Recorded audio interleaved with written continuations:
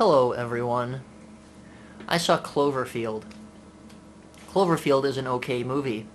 It is populated by a bunch of people in their early 20s who are early to mid 20s who are very good looking. They could all be underwear models, and they all get attacked by a giant creature that inexplicably comes out of the ocean and attacks New York City. You can see over my shoulder here, the monster knocks the head off of the Statue of Liberty, and that's a pretty mean monster. I don't know of any other monster who would do something as awful as that. Anyway, all these people whose names I can't even really remember. I think that's a good characteristic, a good way of determining whether or not any of the characters in your movie are memorable. You can remember their names. Two guys who were brothers in the movie, whose names I don't remember. One of their names might have been Rob. I think their names might have been Rob and Dan. Both monosyllabic names, easy to remember.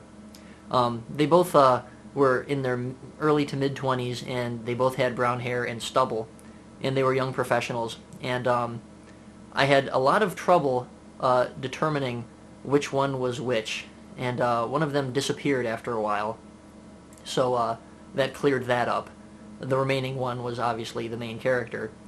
But yeah, it was an okay movie. A lot of people in the theater absolutely hated it. I saw it with two of my friends. One of them thought that it was, quote, a good shtick for about 30 minutes.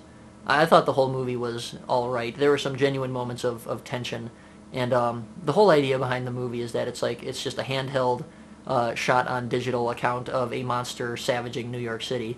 And this is a really good idea. They really could have done something really awesome with it, and instead of doing something really awesome with it, they did something just good. You know, it was an okay movie. The monster looked cool, I guess, and those were the best parts, just the special effects parts when there's a gigantic shootout between, well, the army's doing the shooting. The monster wasn't shooting anything.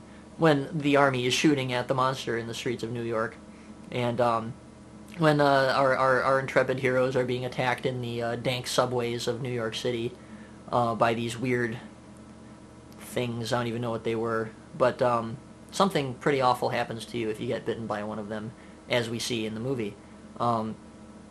Yeah, I just thought that if, I heard somewhere that someone thought that Alien was a really good movie because it isn't populated by teenagers and, people in their early to mid-20s, as I mentioned earlier.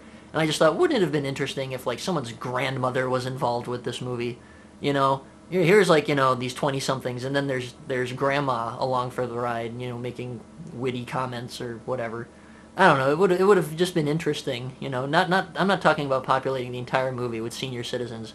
Far from it, I just mean, that's what real life is like, we're not all just surrounded by, people our own age. There's people of varying ages. I work with someone who's 49 and someone else who's 42.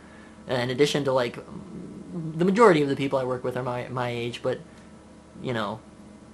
differentiate it up, change it up, and, one of the characters was obviously supposed to be the comic relief, and his character, it just seemed too hard, like they were trying too hard to make the guy funny, and it was an okay movie, and the special effects were really good. So I give it, a mild recommendation.